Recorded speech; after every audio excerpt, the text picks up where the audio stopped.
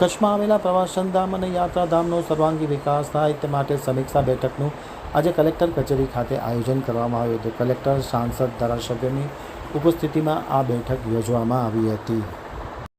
કચ્છમાં આવેલા પ્રવાસન ધામ અને યાત્રાધામનો કેવી રીતે સર્વાંગી વિકાસ થાય અને સારી રીતના વિકાસ થાય, લોકોને ખૂબ લાભ મળે, રોજગારી વધે અને ધાર્મિક ભાવના પ્રબળ થાય તેવા હેતુ સાથે જિલ્લા કલેક્ટર કચેરી ખાતે આજે યાત્રાધામનો વિકાસ કરવા અને પ્રવાસન ક્ષેત્રનો વિકાસ કરવા માટે એક સમીક્ષા બેઠકનું આયોજન કરવામાં આવ્યું હતું. આ સમીક્ષા બેઠકમાં જિલ્લા કલેક્ટર અનિલ રાણાવસિયા, સાંસદ વિનોદ ચાવડા, ધારાસભ્ય કેશુભાઈ પટેલ, ધારાસભ્ય અનિરુદ્ધ દવે તથા તમામ ધારાસભ્યો અને પદાધિકારીઓ, અધિકારીઓ ખાસ કરીને બેઠકમાં પ્રાંત અધિકારી ડૉક્ટર અનિલ જાદવ, પ્રાંત અધિકારી જ્યોતિ ગોહિલ, ભગીરથસિંહ ઝાલા તથા અન્ય પ્રાંત અધિકારીઓ ઉપસ્થિત હતા. તમામની ઉપસ્થિતિમાં બેઠકમાં ખાસ કરીને કચ્છમાં આવેલા પ્રવાસન ધામ અને યાત્રાધામના વિકાસ માટે મુદ્દા અંગે વિગતવાર ચર્ચા વિચારણા કરવામાં આવી હતી.